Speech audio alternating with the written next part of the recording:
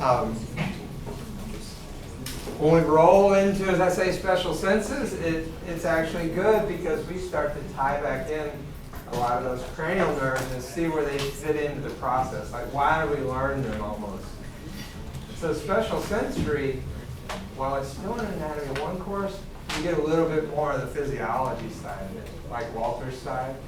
Because let's just be factful. I mean, Walter's, I used to teach all the physiology side when I was active duty here.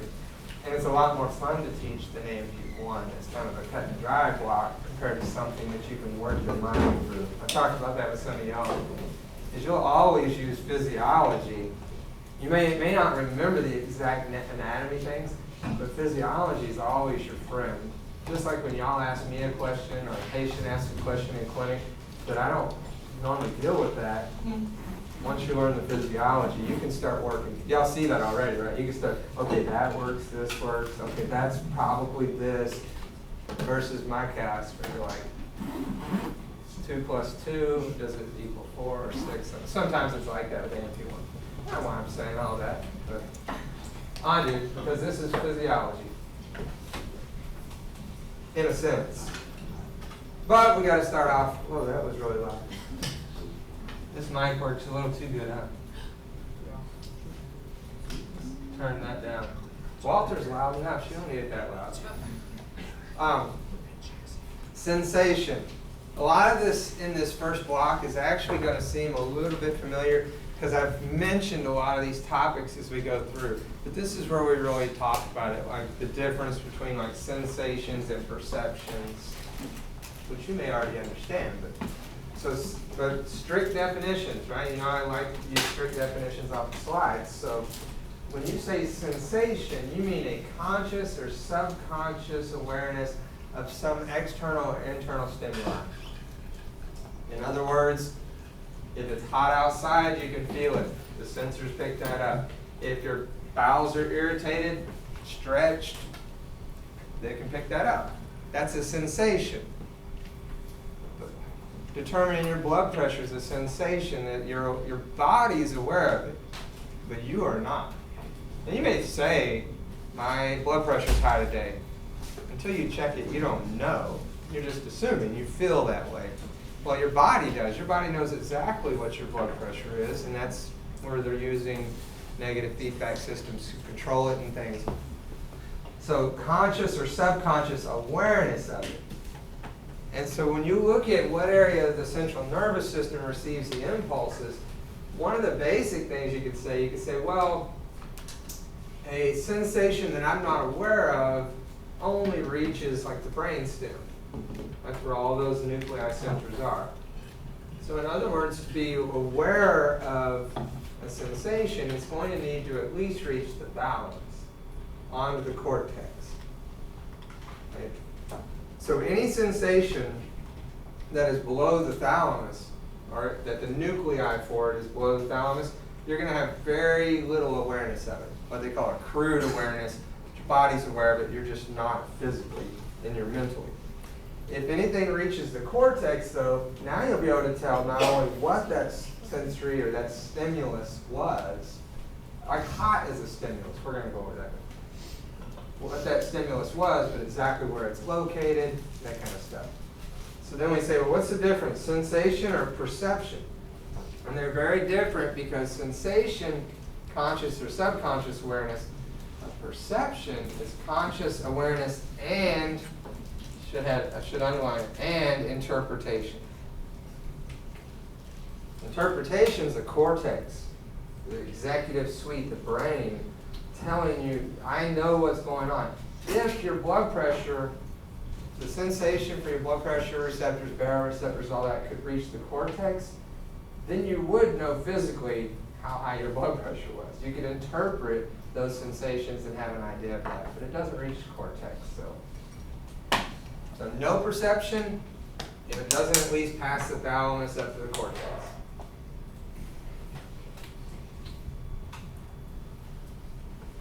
So these sensors that we're picking up, that's what we're going back to kind of tie in, is when you say touch, itch, tickle, pain, all of these, they're called sensory modalities. So modalities just one or the other. Hearing would be a type of modality. And we're going to classify these into general and special senses. We're going to spend most of our time in this block on special senses. We'll kind of recap general senses real quick. But one of the interesting things about sensory is when you look at one sensory neuron, it typically only picks up or carries information for one modality. So if you have a dendrite on a neuron, like a free dendrite out here in your finger for touch, the only thing that neuron's going to pick up for sensory is touch. It won't respond to other modalities or other stimuluses. Like hot receptors don't respond to cold receptors. Cold receptors don't respond to hot receptors. So they all have their individual sensory neurons, which means there's a lot of them. Luckily for us, we're not going through all of those. But okay, general senses. 2 slides, I think, on general senses. So any somatic sense or visceral sense. When you think about, some people haven't linked things, and it's more obvious to me, but like a somatic sense, we said somatic, like skeletal muscle. When we look at like a muscle spindle or a tendon Golgi organ we discussed, right, that's involving like somatic movement, that's a somatic sense. So that's a general sense. Right? But you also have your, and that throws, that would throw in touch, itch, tickle. In other words, anything that's not a special sense is the general sense. And under general senses, there's somatic, figuring out what's going on with your muscles. And then there's visceral senses for your abdominal organs, your liver, your bowels. Okay? All of those would fall under visceral senses. And so we see all these. I don't have to list every one. Touch, itch, tickle, pressure, vibration, pain, proprioceptive sensations, dynamic sensations. We're going to see in special senses that there's a big difference between, they coincide together, but there's proprioception. Proprioception means that I'm standing here and in my mind's aware of where all my body parts are. But we often think about proprioception as just involving the head. Because where the head moves, you're going to go. Right? Just like a toddler. Right? A toddler's head, I've done that before, right? A toddler's head starts moving, where are they going? They're going to go till they hit something, probably, right? Or fall down. And they're going to bounce right back up. I'll still be down there. And so when you look at, I lost thought, proprioception versus dynamic. Dynamic movement often involves quick movements of the head or body, and proprioception is constant. Everybody in here is proprioceptive. All the different receptors for proprioception are going on right now, 24 hours a day, right? Even when you're laying down. That's a good way to think of it. When you're sleeping, proprioception is still happening. Your body knows where all your limbs are, where your head is. But when you're up and moving, like running, it's more of a dynamic sensation. So proprioception responds very slowly to all the input, but you have input from all over the body. That's going to become important when we look at the ears, because the ears monitor your head position. I'll show you that later. Okay, visceral sensations, internal organs, we generally are not aware of them. Nobody is sitting here going, okay, I just ate breakfast, while I try to pay attention to Mr. Right, let me continue to push that food through my bowels. And you're not activating things thinking about that. Now some of y'all may be a little bit constipated and ate too much and you're feeling it, but you're not doing that. Right? It's also why when you have like a heart attack proves one thing, is generally when people start having a heart attack, when they feel it, it's already been going on for a while. It could have been days. That vessel has become clogged or blocked or whatever that problem is in that heart, and your body's feeling it. Your body responds to that, as in a lot of people with heart attacks say, yeah, I really just felt like I was dragging, I was kind of tired, I didn't feel great, but I was still functioning, I didn't have a cold or anything, I just didn't feel good. They can't describe it. I felt bad, but heck, I wake up on Mondays sometimes and I'm like, I feel bad. If I thought I was having a heart attack every time, that'd be every week. But if it becomes so painful that it's continuing on, eventually that can rise to the level of perception. In other words, when that blockage becomes full and that heart's hurting that bad, right, you're going to really start to feel that. So hope I'm not being confusing. I'm talking a lot outside the slides, but I'm not digressing into my life. Sometimes a sensation can rise to the level of perception if that visceral sensation is strong enough. But in general, it doesn't. Right? A heart attack's abnormal. We talk normal in here. But that's why. We'll talk later about why you feel different pain in different parts of the body at the same time. It's like a heart attack, you feel it in your left arm, kind of thing. Right, but we're going to focus on special senses. So these are the 5 little modalities. Each one has their own block. I just keep them separated in the PDFs or the PowerPoints. So smell or olfaction, taste or gustation, vision, and then hearing and equilibrium, balance, right? All of these will go through our special senses. Now before I start special senses, I got the perfect break. I didn't put it in the middle of anything. Last night, my senses were all tested at once, and I overcame. So my sense should have been to move, but I did not move. If I'd have moved, I would have hurt myself. So I was up underneath this. For some reason, I bought this truck out of my neighbor's field last week. It's a 2006. I've never owned a Ford truck in my life, but it's a Ford F-150 Super Cab. Anyway, I got a good deal. But I had to push it over. Actually, we towed it over across the road. So I'm up underneath it. I've diagnosed it down to the fuel pump's out. So I want to drop this fuel tank. Fuel tank's huge in that thing. Oh my goodness. Anyway, so I'm underneath it, and I got it on jacks, and I've dropped it down. And for any car people in here, you ever taken that fuel pump lines off? You know, you got to, like, with the drive shafts in my way, I'm not pulling the drive shaft. I'll just work harder. I got marks all over me. So you're up there. I'm like this. The frame is in my view, and I'm looking at these little holes. And as I'm reaching up there, and I'm feeling all these, like, rat droppings and stuff, or mouse or something on top of it. So I'm trying to undo these connectors, and it took me freaking forever, I'll admit it. But I'm up there, and it's full of gas. It's half full of gas, too, so it's heavy. You don't know how much gas weighs. Anyway, here's where I maintain my composure. Is there's this rail in front of me with a hole. And as I look up, and my arm's above this tank, I see what I think is like a little worm at first. It's been sitting like on the edge of a field. And I'm like, all right, that's a worm. That's not a big deal. But then when it spun around, I realized it's not a worm. It's rat, mouse. It looked like a mouse to me, but it's a mouse staring right at me. And your initial reaction, of course, is what? Get the hell out of there. I just kept doing what I could not do anything, so I didn't get out of it. I can imagine some people flying out of there. There's certain situations in life where you're just stuck and you just got to deal with it. Because I was going nowhere. I wasn't getting out of there quick. So I never did. I just kept working. That thing's going to drop on me while I'm underneath there. I got the tank out for you auto people. Pain in my butt. Probably going to have some electrical issues too. That's the first thing I'm doing tonight is tracing it all the way back while you got the tank down. It probably fuel pump's good. He chewed the wire somewhere. If he did, that's going to be a pain in the butt. Anyway, here we go. Sorry. See, but I did it at a good point. I'm trying to do that one. Special senses. Selectivity.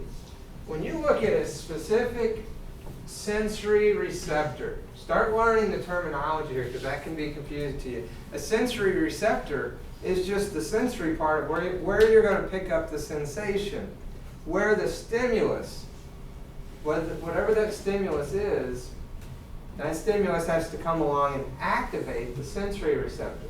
So if it's like touch, or let's use tickle, itch, it's like itch, it's a free nerve ending, and that stimulus has to activate that receptor. So every one of those sensory receptors are monitoring generally one and only one modality. In other words, itch is looking for itch. Right? That's called selectivity.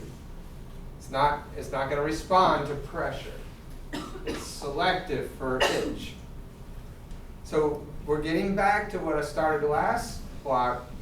That means that when you look like when we looked at the reflex arc, and I said, remember, sometimes there's a separate cell in front of the sensory neuron. And that separate cell is now coming back to us saying, well, there's either specialized cells or it's going to be the dendrites of that neuron will be called the sensory receptor. So it's a separate cell or just free dendrites.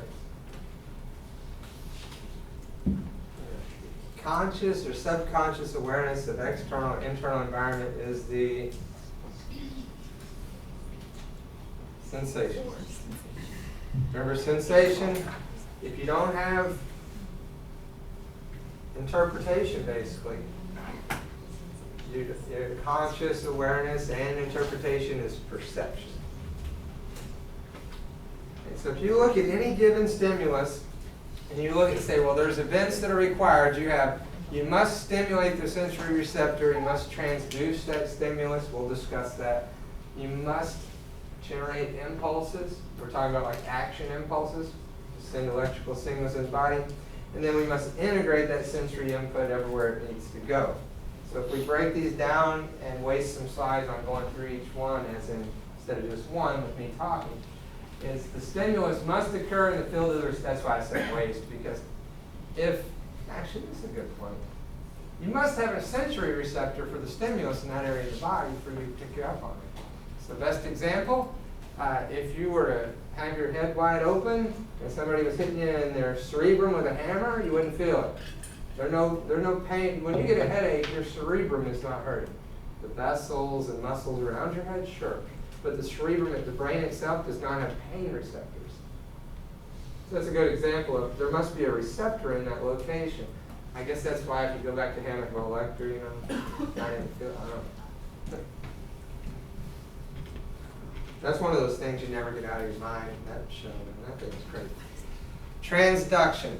You're going to hear this word a lot. Actually, I want you to remember this. As we go through the special senses, I always want you to pay attention to where is the stimulus transduced.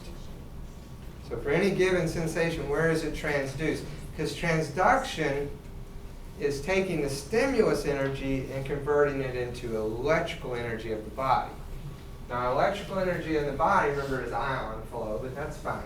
We can assume that. So we're going to do transduction. We're going to convert the stimulus. So when you look at a sensory receptor, it's going to transduce that energy into what's called a graded potential. I'm going to have to do something different with this thing. Now I've just decided it's me. Me. I'm why mics don't work. There we go. All right, graded potential. When you look at a graded potential, we're going to see that while the amplitude, how strong that stimulus is, may vary, right? When we look at the graded potentials as a whole, you'll say, yeah, well, some are more of a stimulus than others, but then you have to have enough graded potentials to get to an action potential. Now, we've discussed this a little bit. So graded potentials are not propagating. Right? Do you remember, did I discuss this to you before last? I can't even remember now. But you know, when neurons are talking to neurons, I know we talked a lot about this, but if you have all these neurons talking to one neuron, and we said, well, there's the incitatory postsynaptic potentials, there's inhibitory ones. Y'all remember all that, right? I know it's been last test, but I'm just making sure. So what does that mean? That means that there are neurons talking to that neuron that are giving, so the neurons that are talking to that neuron are giving that neuron a stimulus. Whether that's like they're releasing acetylcholine all around this other neuron, that's still a stimulus, right? So those are called graded potentials. Because dumping acetylcholine out of one neuron, or this neuron, or whatever neurotransmitter it might be, may not be enough to cause the next neuron to reach threshold. That makes sense? That's why they're called graded. So we would say, well, graded potentials are not propagated, because it takes a lot of graded potentials to activate that muscle neuron or gland, whatever's next. Right? It's a summation game. basically. And then once again, because of selectivity, each sensory receptor responds to one, or transduces only one kind of stimulus. Which don't make that more confusing than it has to be. It just means if an itch receptor only picks up itch and doesn't respond to other things, all that's saying is, okay, great, well then itch receptors are only able to do transduction for itch stimulus. Can't do heat, that kind of thing. So it's just it's taking the same statement and putting transduced in there instead of just sense. Third part, you got to generate an impulse. So we need to take all the graded potentials and decide, did we reach threshold? Did they sum enough to reach threshold? Did we make it to -55? If we did, then you will send one or more neural impulses to the central nervous system. And these are called first-order neurons. And going back to, you're going to have a lot of talks later about first-order neuron problems, second-order neuron problems, but you can kind of summarize them down to say, well, I know I repeat myself a lot, but if there's touch out here in a finger, and the cell body, to keep tying all this together, the cell body for a sensory receptor, it's out there, it's waiting for touch. If you activate those dendrites of that touch receptor, that signal is going to travel up. Well, the cell body for this sensory neuron is in the dorsal root ganglion. Remember, it's all coming back, right? Pseudo-unipolar neuron. So the cell body's up here. And then it will synapse with another neuron to go up to the central nervous system. So when you say, well, what's the difference between first and second order neuron? Well, this is the first one in the pathway in order. 1, 2, 3. So this is a first order neuron, that's a second order neuron. When it gets up to the thalamus and goes to its location, and if it's going to the cortex, that would be a third order neuron. So every time the neuron synapses, you just change which number it is. Well, that's the same thing with motor. If I got to move my finger, I can send motor. The first order motor neuron is going to probably go from here to the cerebellum and to the spinal cord, right? We're going to make our way down. Same thing in order. So out here would be your second order motor neuron. How does that help you? If you're diagnosing things in rehab, well, if you say, well, somebody has a sensory problem that's a first order neuron problem, where do I know it's already located? I haven't even seen them. It's in the peripheral nervous system. With all the sensory, if you're talking sensory, right, the first order sensory neurons are out here. Second order sensory neurons means I may have a problem higher. That's why you use those. It's more than I had on the slide, but I think it helps to link some of this stuff together. They're first order neurons. And then the fourth area here of this list is integrative sensory. So specific regions of the central nervous system are set up to receive certain sensories. Right? When you map out all the different areas of the brainstem, the cortex, we can find those.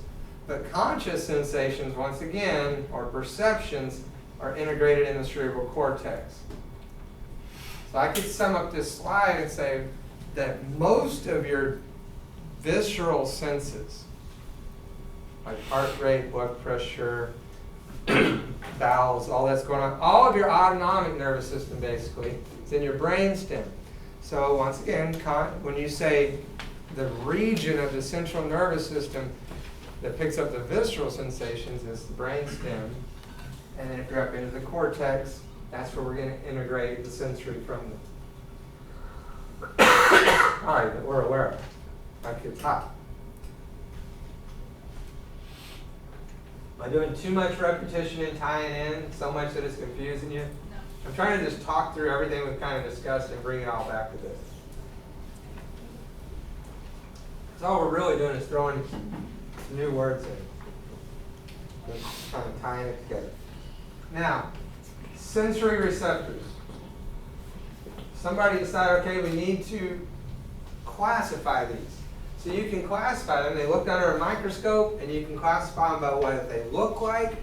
You can classify them by the origin of that stimulus or the type of stimulus detected. So this is where we start to break them down. where generally when we see free nerve endings, if you don't understand what that means, here is a neuron cell body, here is its axon, and here's its dendrites.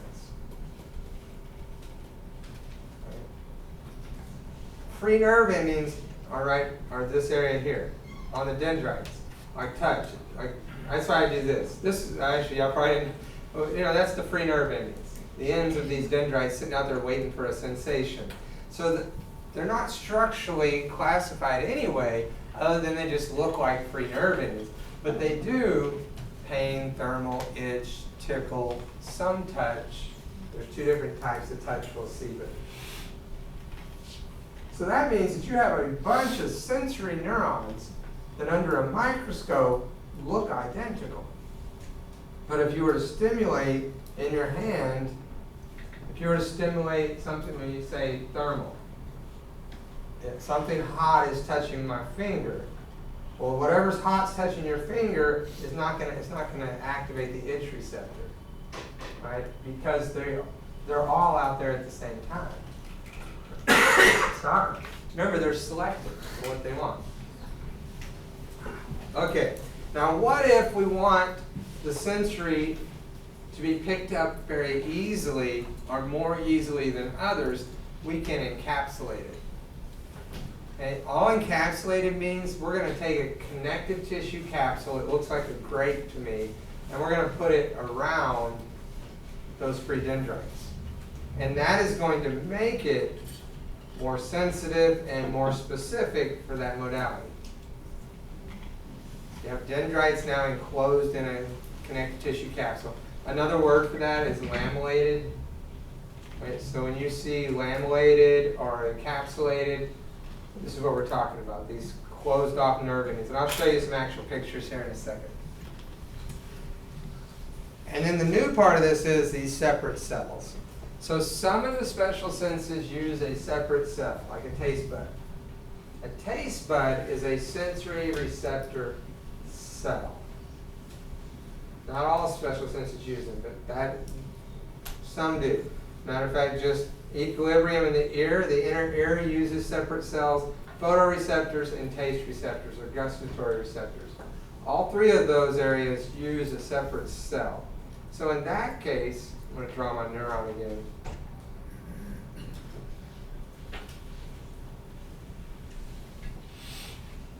Structurally, that neuron still looks like that. Remember back to our reflex arc? This is what we're tying in. That means that a taste bud, just kind of drawing it funky so it's not looking like it's round. A taste bud is a separate cell that sits in front of the first order sensory neuron. Right? Remember the reflex arc? You had to learn the little steps, the pathway. That separate cell. Now we're just coming back to say, okay, we said that sometimes there's a separate cell out there. Now we're saying what it is. It's either going to be a photoreceptor, a taste receptor, or involved in hearing and equilibrium. We're going to see these. Like I said, I'll give you an actual picture here in just a second. When we look at potentials, I need to slow down here and make sure you understand as we go by. It's easy for me to think about it, but let's start with graded potentials. A graded potential was what we talked about when we said that all these neurons are talking to one neuron, right? Y'all were all nodding your head and saying, I get it. So an inhibitory or excitatory signal is a graded signal, and we got to sum that up. What we're adding here is we have basically two different types of sensory potentials that can occur. If it's like a free nerve ending in that sensory neuron, that's going to create what they call a generator potential. Right? Now remember, stay with me. The ultimate goal of graded potentials is to stimulate the next neuron, muscle, or gland, right? To cause the let's just use neurons. The graded potential's job is to hopefully cause that one, if you want to say just one neuron, to reach threshold and send an action potential all the way down. Correct? Okay. Those are graded potentials. Undergraded potentials, there's two types. Generator potentials are what they call receptor potentials. Now I'm going to put something in there that no one else does, none of the books, and I wish they would for me, because I like to memorize things. A generator potential is different from a receptor potential in that the receptor potential are only created inside those special cells. So I often put an up caret, it'll help you put cell. Start calling these receptor cell potentials, because a taste bud that is sitting in front of a first order neuron, right, is a receptor cell. If you remove it, we have free dendrites, right? Like we see with itch, touching, tickle, whatever. So you have free dendrites out there, a sensory neuron, but in taste, we put that cell out in front of it. If I was picking up general sensory, I would make a generator potential. That would be the actual potential that went up. But if I have a separate cell there, it's going to create a potential inside that cell first called a receptor potential. So I often I put an up caret and put cell, so you can say what's a receptor cell potential. Cell is to remind you that that separate cell is there. Okay, I said it 4 different ways, so hopefully we got it. I look around the room. When I first start seeing nodding like you're making a little bit of sense, I'm not going to give you too much credit, Mr. Wright. You're making, I think I'm following, but then when you start looking, everybody started looking down, I realized they're tired of me saying it. Okay, but that's a key point. Generator potentials are produced by free nerve endings, encapsulated nerve endings, and then receptive part of olfactory receptors. Olfactory special. We'll see that in a second. So that sensory neuron then is the first order neuron, so they're one and the same. And so if you have a large enough generator potential, that will cause an action potential. That's nothing new. That's everything we just discussed. Get large enough, or you sum up enough generator potentials. So get back to, instead of using my hands, looking at real pictures. So in this picture, we have what's called a thermoreceptor. So this is a sensory neuron, and it is a general sense, and it has free nerve endings. So something cold comes along, which would be the stimulus that activates that receptor, and if that is large enough, it will cause a generator potential in that sensory neuron, and if it is threshold, right, we're going to send an impulse, action potential, all the way down that axon to the central nervous system.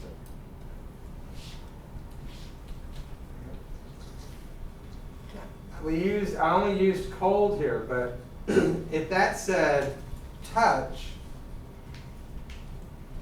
or that said itch, it would look exactly the same. Remember, we're talking, sorry, I probably lost you on the fact that we're breaking through how do you classify these neurons, and we're in the microscopic look of them. So this is how they look microscopically right now. It's just a neuron, sensory neuron, some free endings.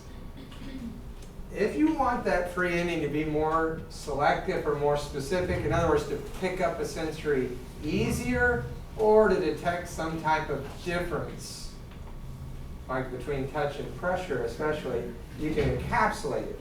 You can take it's encapsulated, so you can take a connective tissue capsule that looks kind of like a grape in the pictures, and you can put that around the free nerve endings. And so that's what they often use the word lamellated. Right? You have a laminated corpuscle, just means you have an encapsulated nerve ending. So now we have pressure.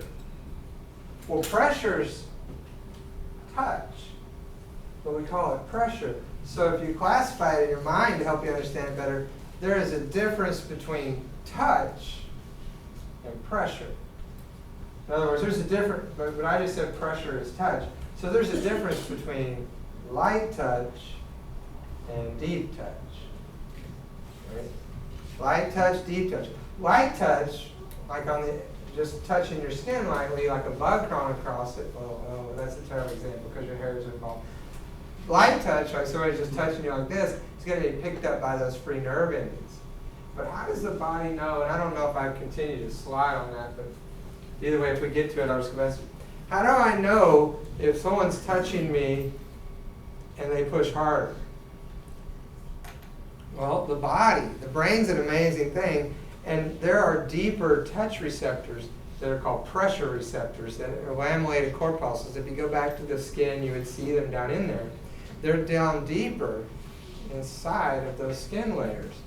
And it can tell that, number one, if you push down harder, you're going to activate more light touch receptors, right? Instead of just touching like this, you start to push down, you're going to activate more of those, and you'll activate those deeper touch receptors that are lamellated. When you do that, the body interprets that as pressure, or the brain does. So you're activating more receptors, and you're activating deeper receptors, and the body can gauge that, and it can tell exactly how much pressure is there. That's kind of cool, I think. Not something you want to think about on a daily basis, but it's interesting. So we look at the difference here between receptor potentials and a separate cell potential. So receptor potentials in special senses are made by the hair cells in both equilibrium and hearing. When you look at gustatory receptor, these are the ones that have the separate cell sitting in front of them. All right. So let's go back to our basic neuroanatomy. If I have, I know the pictures on the screen are better, but y'all are so used to my neuron hand. If I have a neuron that is sensory neuron that is sitting here, and I have a cell in front of it, that's a separate cell, so that does a receptor cell potential. But what do we mean by that? That's what we're saying here is, if that cell's there, and the dendrites of this sensory neuron are here, what do we have between them? Yeah, a synaptic cleft. So the receptor cell potential is going to occur inside the cell. In other words, that's a taste bud. So a molecule comes along and stimulates that taste bud. What am I saying? Y'all are looking at me funny. It stimulates a taste bud. I'm just holding the cell out there. That's a taste bud. Events are going to, now we're not going to talk about how it occurs inside the cell, luckily. The events are going to go on inside that taste bud that cause it to release a neurotransmitter that will stimulate those free nerve endings of that sensory neuron. So it's a receptor cell potential that causes exocytosis. And we're past all that. So I'm not even going to tell you what the neurotransmitter is called. I'm not going to tell you how it happened in the synaptic impulse anymore. It just happens now. And we already tested that stuff. It just happens. Right? And we could, but that's no fun at all. Okay, so the receptor potential triggers the release of neurotransmitter. In other words, remember I said I'm keeping it back without talking about what's going on inside the cell. So a molecule for taste comes along, stimulates the receptor cell, the taste bud, and then triggers some events inside there that cause it to release neurotransmitter. And so in that case, this is the checkpoint, see if you're following me. In that case, the sensory receptor is not the first order neuron. Does that make sense? The taste bud's not the first order neuron. It's not a neuron at all. It's a separate cell. You get what I'm saying there? So the sensory receptor is not always the first order neuron. But if it was like a neuron that's free dendrites picking up itch, that is the first order neuron. Okay, and of course, if you have enough receptor potentials or a large enough one, you'll get an action potential, one or more nerve impulses. So instead of using my hand, here's the nice picture of what are we talking about. This, from here to here, is your sensory neuron. It has dendrites out here. But we're talking about like a sugar molecule touching a taste bud. When that molecule interacts with the taste bud, it's going to cause a receptor cell potential. That's a cell, cause release of neurotransmitter, and if that's large enough, action potential will travel to the CNS. That's the visual in my head the whole time I've been talking, is this exact picture. Probably wasn't in y'all's, but this is exactly the picture I was looking at.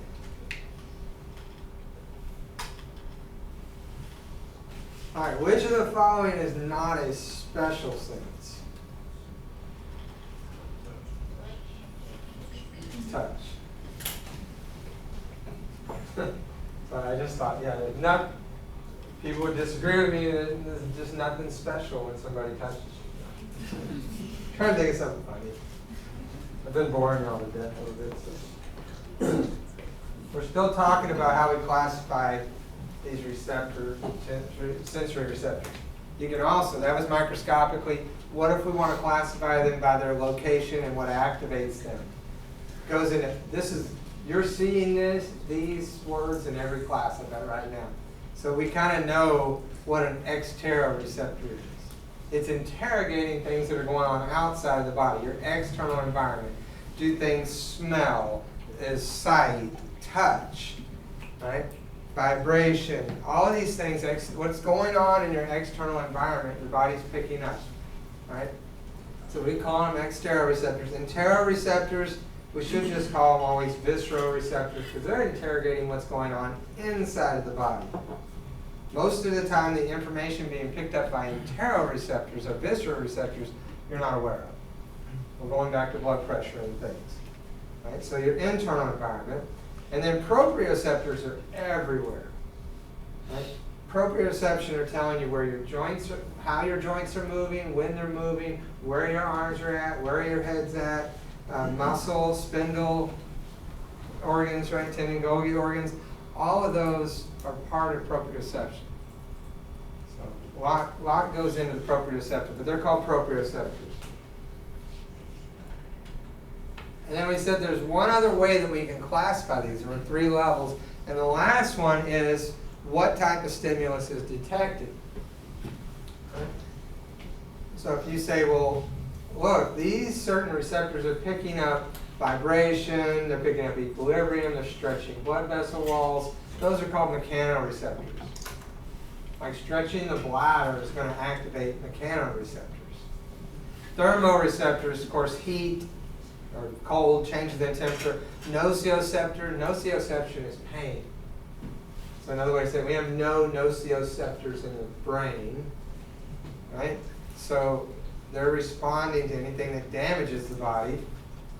And then photoreceptors, chemoreceptors, looking at things that are going on with the mouth, the nose, or other body fluids.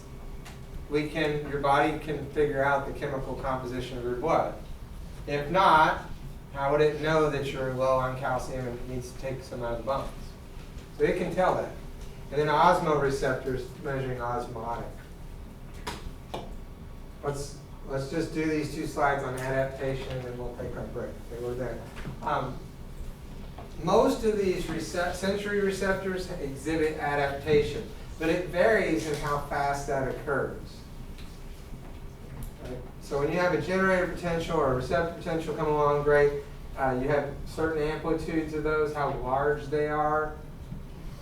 Right, so if you continue to apply a stimulus, if you were to take and touch, you're closing your eyes, somebody touches you, that stimulus is still there, but soon you won't really be able to tell that they're still just touching you there, right? Unless you're consciously trying to think about that. Is the stimulus is still applied, but you start to adapt and it's not as strong. Right? So it seems to fade or disappear. The best example of that I thought of is a while back is like hot springs.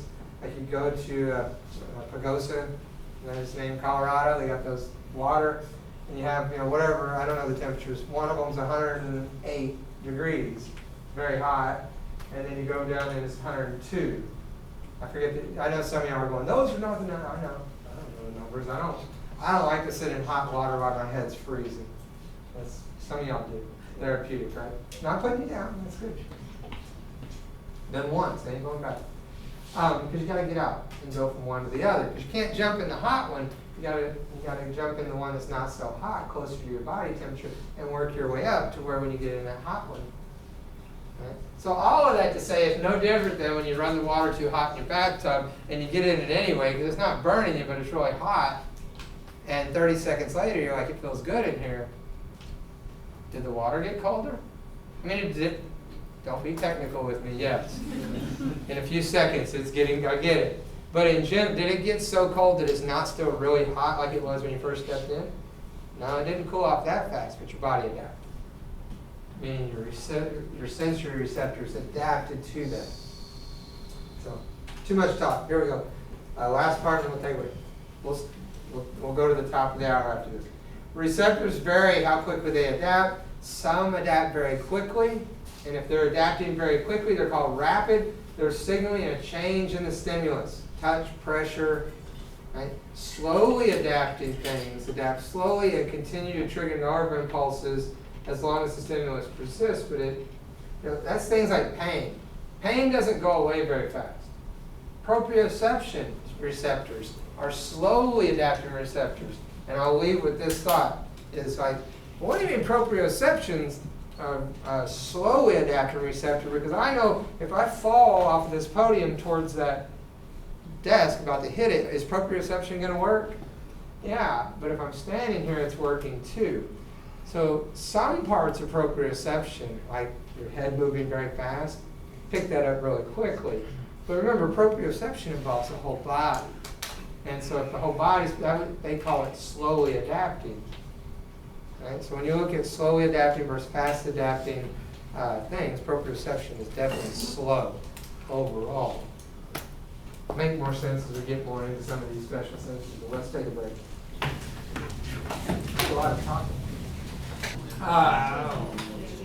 Where are we at? Sensations.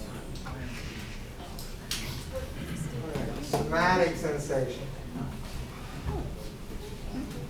Like I said, a lot of this seems so familiar already.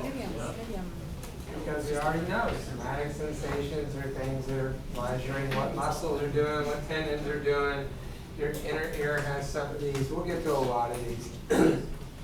When you say somatic sensations involving like touch and stuff, they're really, another word for it is cutaneous sensations.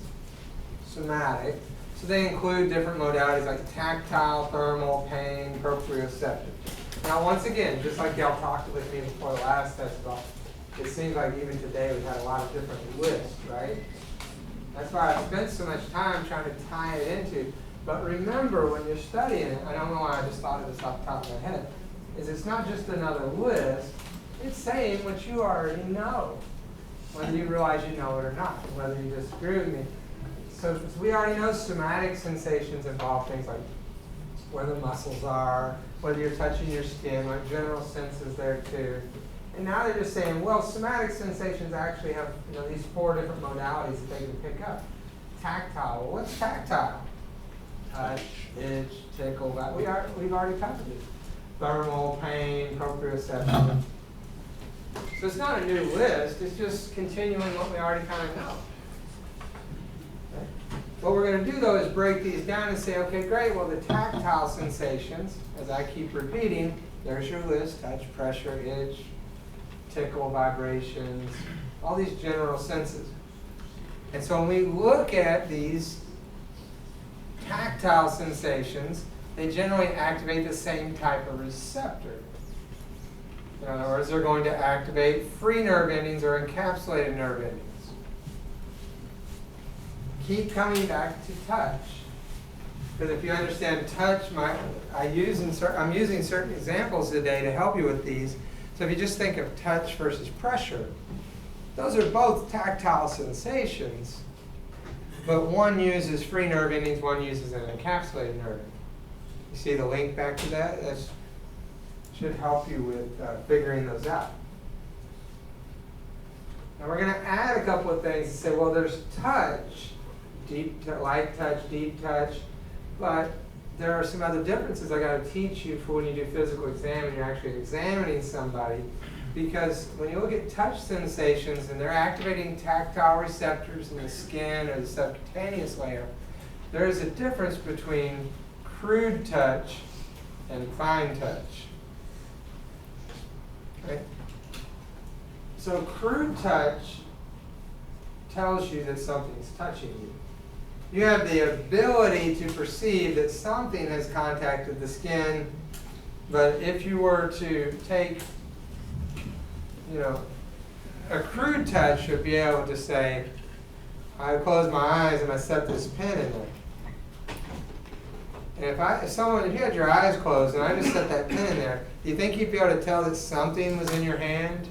you'd be able to get a little bit of information about it, right? And as I'm close my eyes, it rocks back in my hand, my body, and I can see it already, so I know what it is, but you wouldn't know exactly what it is. You might have some idea, right? You get a little bit of touch. That's called crude touch. If it's fine touch, though, fine touch should be able to say, well, I'm sitting here with my eyes closed, and I can tell what's touching me. I can tell the exact location. I can tell what it is.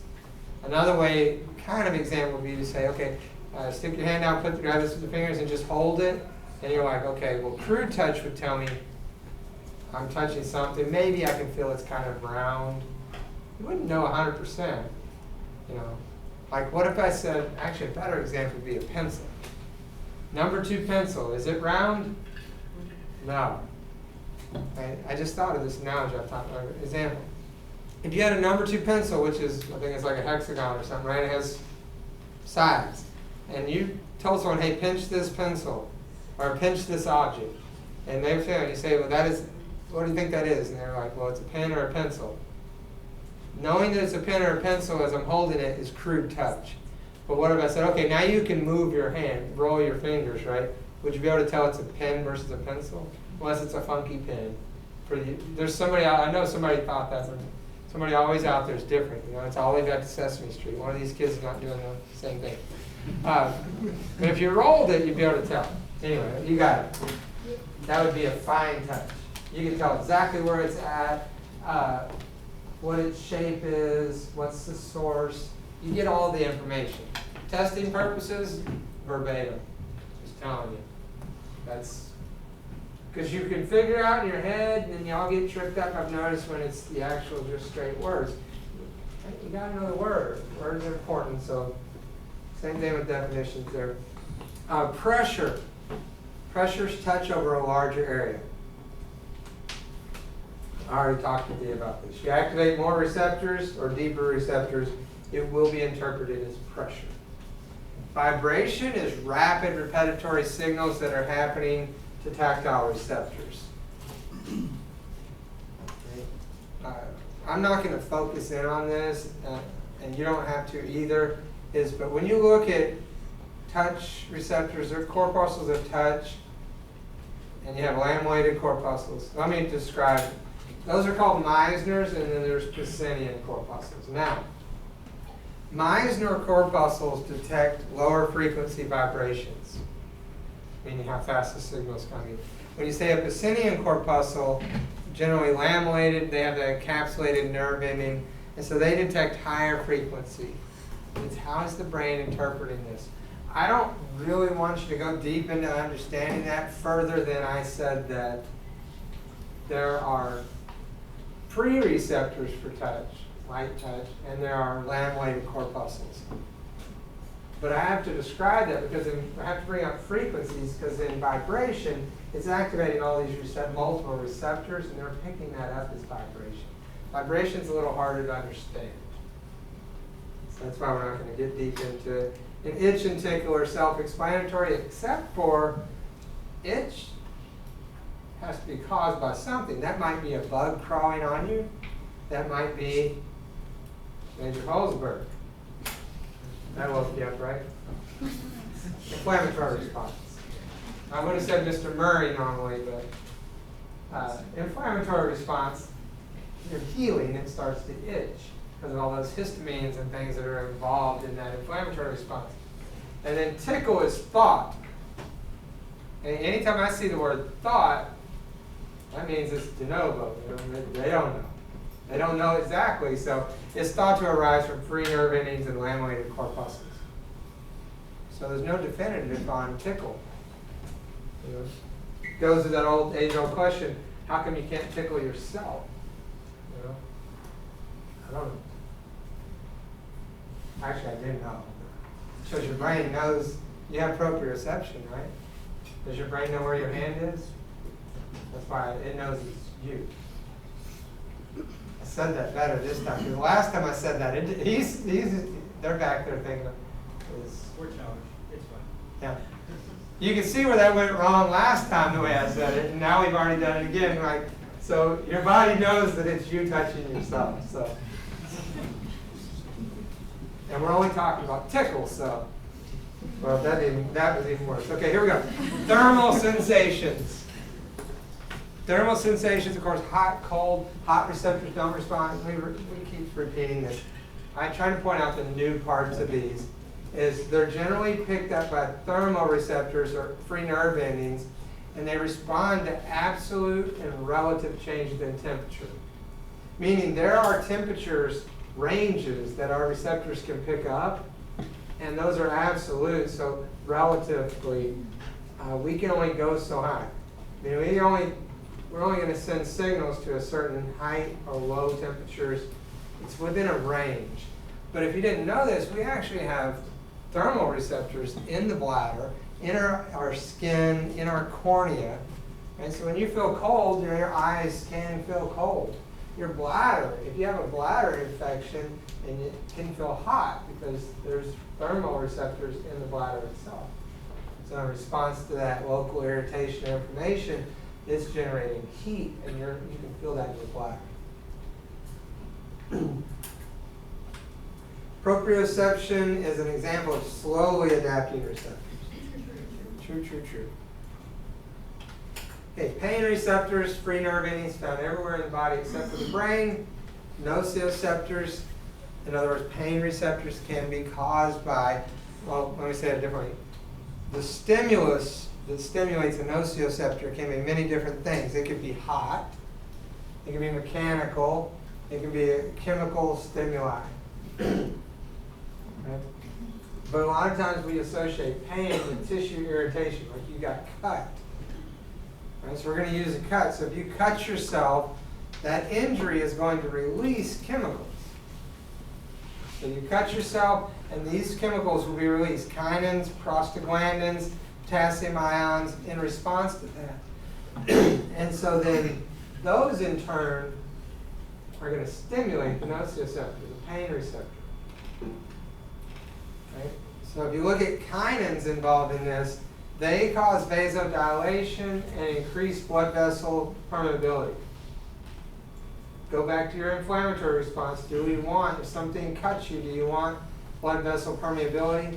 Yes, because you need all those white blood cells and things migrating there as easily as possible. The interesting side of this is the prostaglandins. So during an inflammatory response, you're going to have a release of histamines, kinins, all of these things that are going to help stimulate phagocytes to move to that area and clean things up.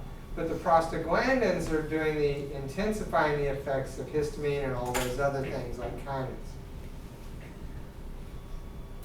So absent the prostaglandins, those kinins and things would fade away very quickly. But pain lingers. Pain is very slowly adapting.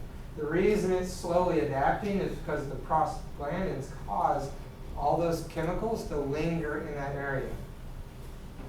I told you there's a little physiology to this. Why would we want to prolong pain? We don't want to feel pain. Well, then you got to say, well, what's the purpose of pain? Right? Is it an IPAP instructor and they're just mean? Or, sorry. I get into slow versus fast pain in relation to kids coherent.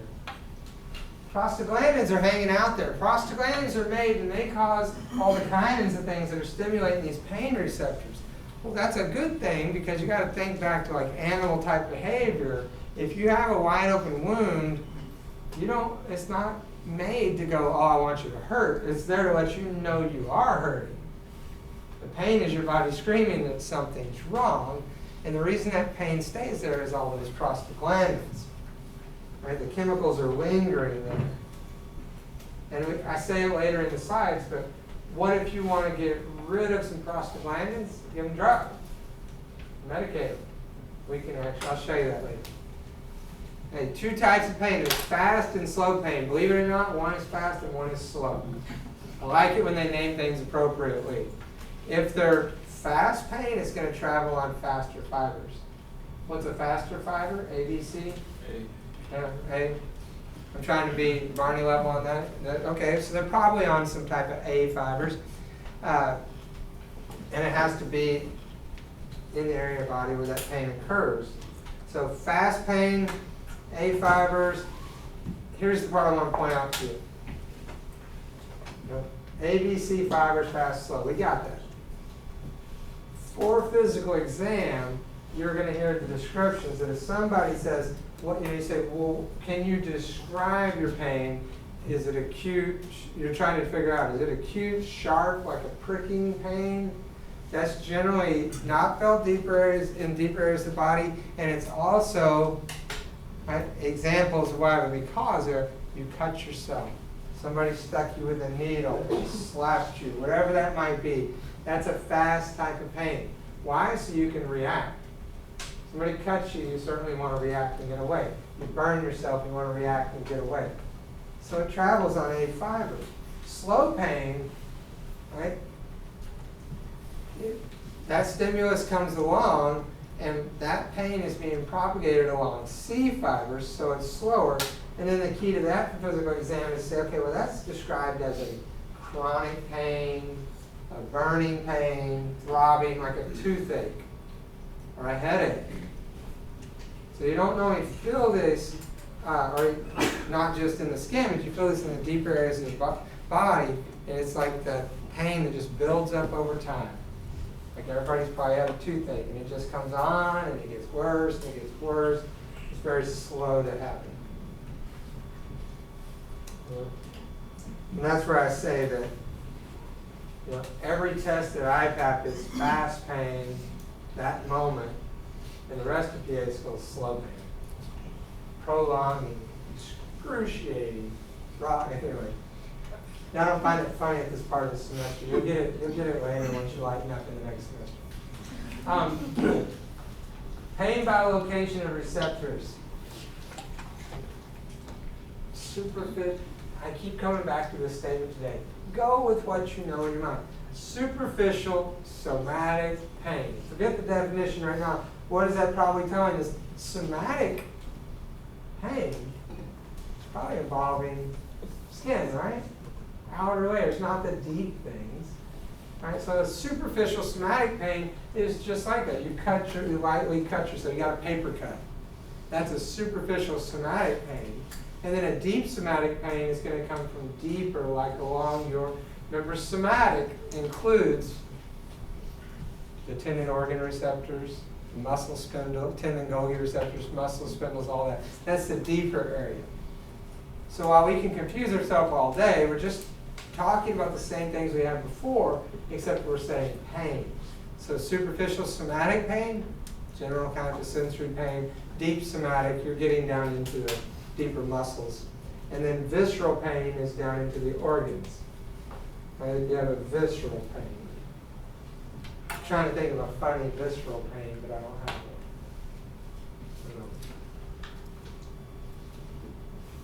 one. My son's decisions give me deep visceral pain. That doesn't really make sense. He left, he flies out. What's today, Wednesday or Thursday? He flies out at 4 a.m. in the morning on a helicopter to be on an oil rig the next month out in the ocean, 100 miles south of here or something, I don't know, from the coast. Crazy. That's what I think he is. I gave him a duffel bag. He packed in a duffel bag yesterday because he only take one bag. And I'm like, how are you going to fit like some Dr. Peppers in there? I ain't going without the Dr. Peppers. He didn't laugh at that either. He didn't drink Dr. Pepper once. All right. Anyway, he's going to make some big money for a month, I guess. We'll see. He won't have anything when a week after he's back, it'll be gone. Okay, enough about my son. He's available. He makes good money, but he needs a strong person to step in his life and be his other half and say, are you auctioning off your son? Yes. He needs stability in his life. He can go work. He needs somebody to go, no, you're not going to just blow all the money today. You are not selling very well. I'm not really selling. Does he come with the lawnmower? What's that? Does he come with the lawnmower? See, I'll give you my brand. I got a brand new riding mower. You can have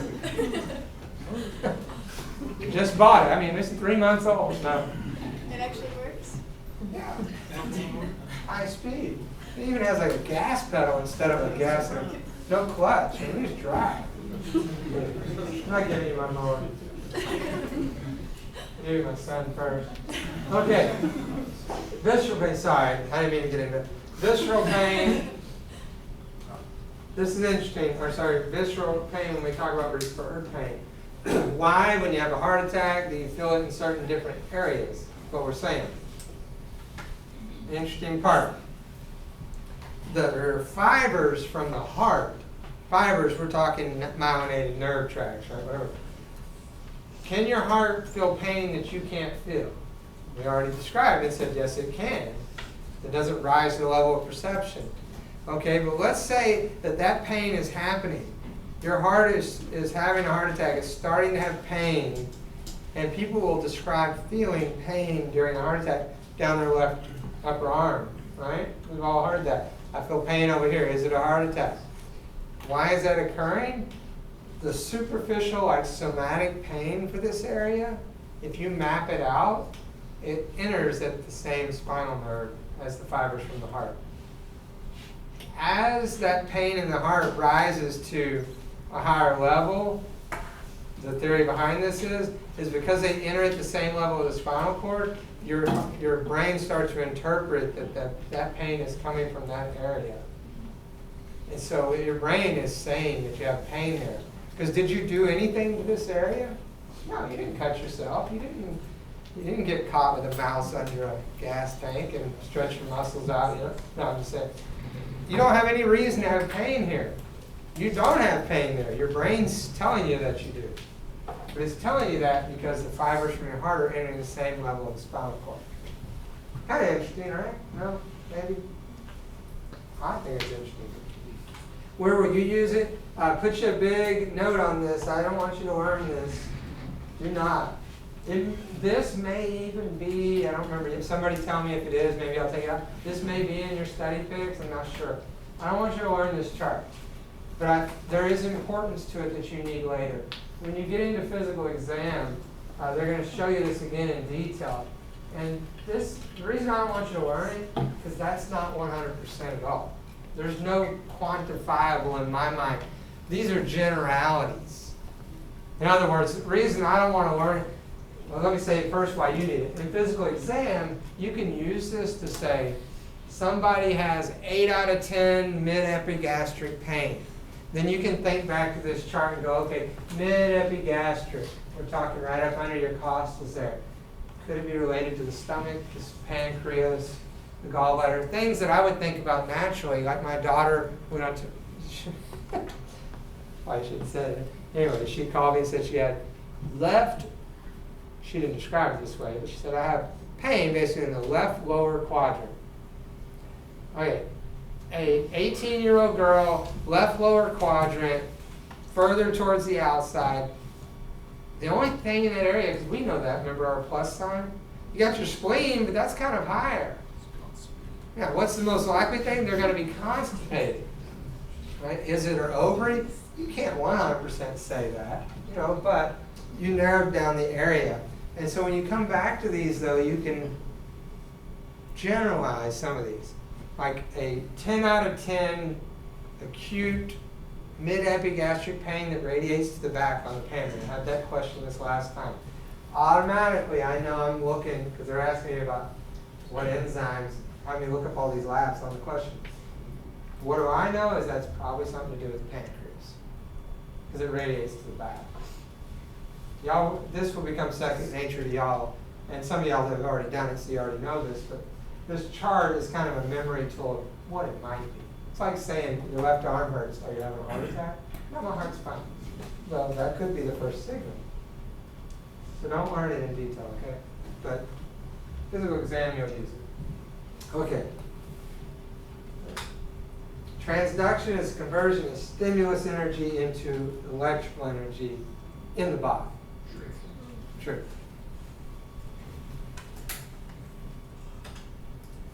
Okay, analgesia, relief from pain.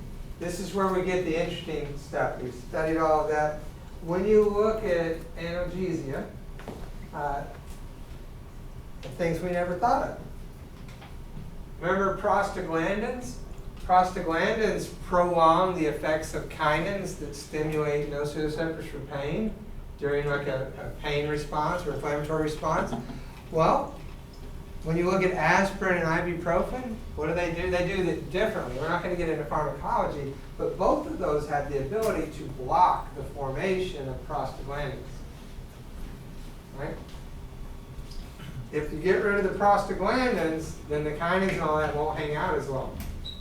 Y'all tying all that together from earlier? I mean, that kind of makes sense, right? Same concept when you say, well, like you take a pain reliever or anything, but aspirin, Tylenol, if you feel like you're about to have a headache, like some people, I used to get headaches, before I broke my neck, I used to get headaches all the time. I broke my neck and now they've gone away. Kind of weird, right? We'll talk about my neck and musculoskeletal. Missions baseball. Anyway. But I would get up in the morning and I'd go, oh man, I could tell, almost like people with migraines. Any migraines, I just chime up. A migraine sufferer, a lot of times can tell you hours, even a day sometimes before, it's going to be bad by this afternoon. And so when I left the Army, they diagnosed me with, I'm service connected for every type of headache there is, because they didn't know. Then I got out and broke my neck and it worked out. Service connected for it, so. If you ever need help with your retirement, physical, you just call me up. I'll still be in town. I'll help you get it. I got a lot of service connections. I'm doing great. Part of being a PA. There are a lot of them are zero. Some of y'all don't know the system yet. Some of y'all do. You want a zero. You don't care if it's zero. You're covered for life. Okay, let's go back to whatever my hands are representing. Oh, take your Tylenol as soon as you feel it coming on. Why? Because when the pain is there, like when I went to get PRK, right? I was in phase 2 of PA school, which you're not allowed to do that in phase 2, but I play the game a lot. And I got PRK done while I was working in the division department at McGill Air Force Base. And the people, I would see them for follow-ups before I ever went and did it. Because I talked to like 100 people, because I wasn't going to let them mess with my eyes. And I talked to them and I said, well, this is pretty good. Except for one thing I noticed. People would complain about the pain of it. Because PRK is different than LASIK. PRK, you abrade your cornea, and then you laser it, and it has to grow back. In other words, anywhere you're hurting yourself, right? And you get steroids to slow down the growing. Well, I'd see them come in, and they're talking about how painful it was. And then I'd ask, did you take the pain meds? I'm like, yeah, they do them on Fridays, so you had all weekend. And then, yeah, or Thursday. So I did it on Thursday. I'm like, yeah, I took some Saturday. I'm like, oh, wrong answer.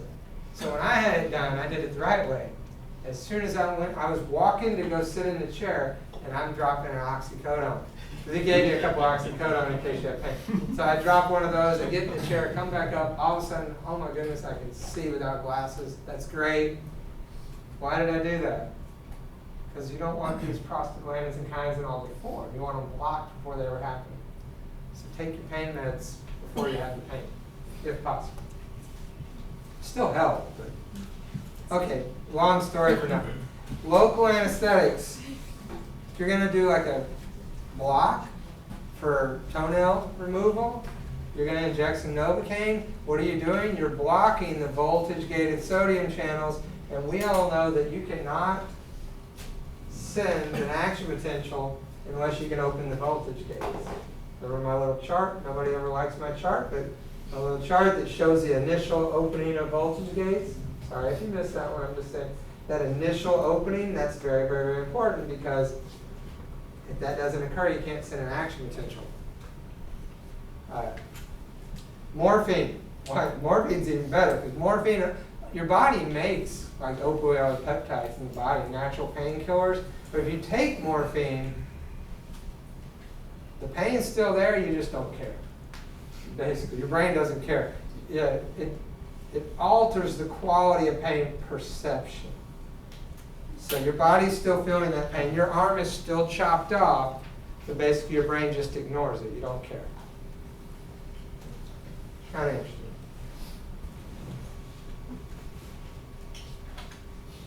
I think it was Tylenol 3. Made myself sound bad saying I dropped an oxycodone. The oxygen got such a bad name now. I react to drugs too strong. I could never be a druggie because like Tylenol 3 puts me out. I mean, I'm done. I'm like a vegetable in front of a TV for an hour. I don't take meds well. Yeah, y'all are discussing your drugs of choice out there or something? Well, heroin never does that to me. Okay, proprioceptive sensations. We already know this whole slide. You know where your arm is without even looking at it. That's proprioception. And they adapt slow. But we got to look at, well, where do we find these proprioceptors? They're embedded in the muscles, in postural muscles, especially when you're sitting here. We're going to find proprioception pretty much everywhere.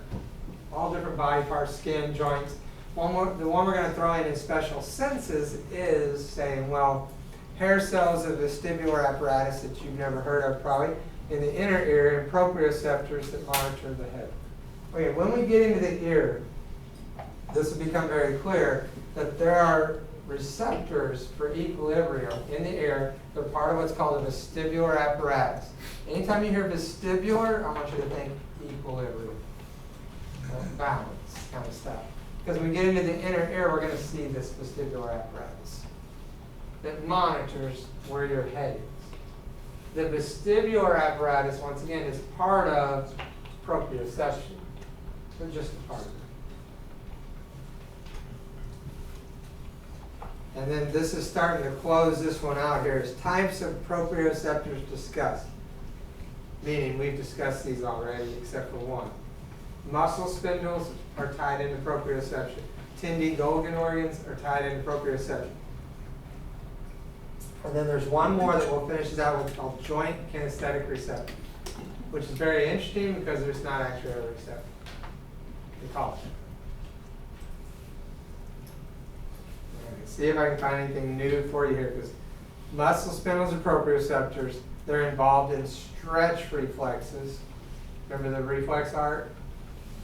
Are you striking with a reflex hammer? So prolonged or sudden stretching of a muscle will stimulate the muscle spindles. Right? The brain, though, sets the overall level of muscle tone. Remember, tone is that small degree of muscle contraction in all muscles. Right? So that's how muscle spindles tie in. I went through that kind of quick because that's probably understand a lot of that. We're going to find, though, that yes, there are muscle spindles in every muscle, but some muscles have more.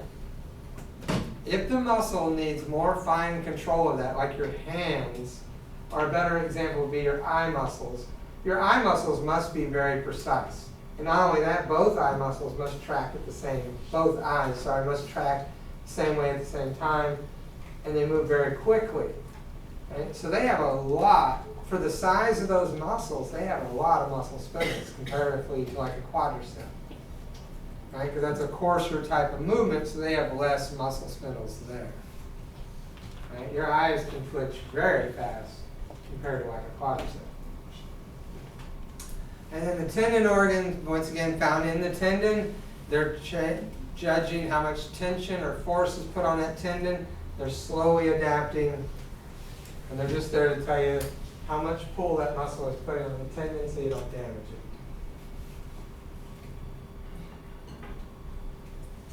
And then the last one are called joint kinesthetic receptor, which is not actually, there's no receptor called a joint kinesthetic receptor. What it is, if you look at a synovial joint, but more specifically the knee, if you look at the knee and you're standing still, there are receptors that are picking that up. But if you start moving, there are a lot of different types of receptors around the synovial joint, like the knee, and they can measure how much pressure is in the synovial cavity of that knee. How much pressure is being put on it. How much pressure in the ligaments and tendons of the knee are those sensors picking up? Are there tendons that insert and help to stabilize the knee? Yes. Can that tendon tell how much pressure is being put on it by your quadriceps and things that are holding the knee stable? Yes. they actually can tell by different receptors getting activated back and forth how fast that joint is moving. That's acceleration, deceleration, tension. In other words, all of the different receptors that we've talked about before, when we look at just those where they're located around a certain joint, the brain knows that too. The brain knows this particular collection, I'm doing this like my hands surrounding my knees, sorry. This particular collection, I know that, I'm trying to think of a way to say this. I know that muscle spindles 568, 569, 570 are located by the knee. I know that tendon, Golgi organ 51, 50, I'm trying to put it in a number sense for our math people, right? People calculate. In other words, it knows exactly where those particular ones are, as many as there are. That's amazing. But it can say, okay, if all of these different types of receptors in this same area are activated, I know what's going on with that particular joint. That collection is called a joint kinesthetic receptor. So I don't know why people, I mean, you got to find that interesting. But your brain has all this different sensory coming in, but it can actually Google or map out and say, yeah, great, but all those receptors that are firing right now are actually in my ankle, or actually in my knee. So once again, I find that very interesting. How does it sort through all this information and not screw it up? I don't know. I find that fun. All right, the best example of referred pain is,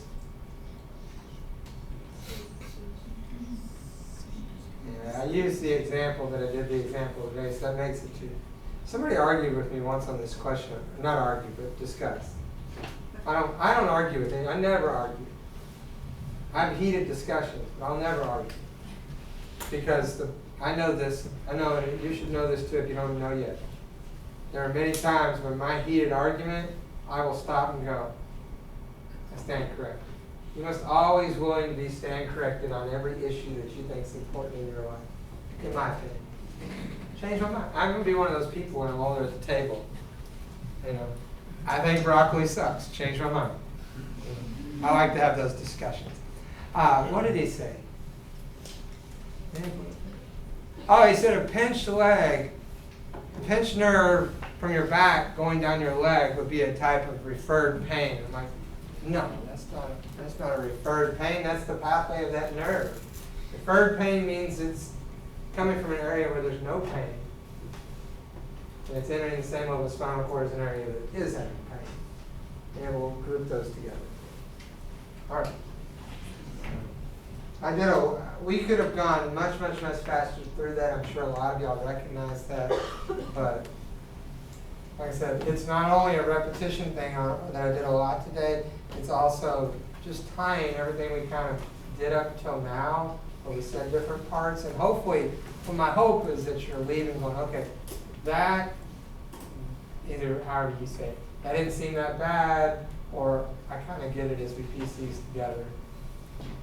I was trying to help you work through, so you're not spending, like y'all said, studying just a list, but thinking about it. You know, somebody throws out a tactile receptor. Okay, what does tactile mean? It means I can feel it. Right? Is there a difference between like a tactile sensation and a special sense? Yeah. Vision's this. You don't feel vision, right? Actually, y'all know that from the tongue and cranial nerves, tactile versus taste. Anyway, hopefully that made a lot of sense. Tomorrow we start right into our special senses. Because you're like, wait, this whole block is supposed to be special senses. Why aren't we talking about it? We start tomorrow. We'll start with taste and smell. Smell and taste, actually. I don't have any pointers for looking ahead if y'all want to look ahead at my stuff right now, other than just starting to read through the slides. Maybe just look at the ear. The ear is probably a little more. I think taste and olfaction are pretty straightforward. Vision and hearing are the two harder parts of this. Actually, I was going to say, don't go get into the vision where we form the image, because I need to explain to you how our eye muscles work in anatomy versus the eye exam. If you start reading through it now and you've never seen it before, you'll just be confused as hell. And then when I start talking about it, you'll think I confused you. No. Either way. Y'all have a great day. I'll see y'all bright and early again, right? 8 o'clock. Oh, I didn't do 8 today. I did 10. I'm odd.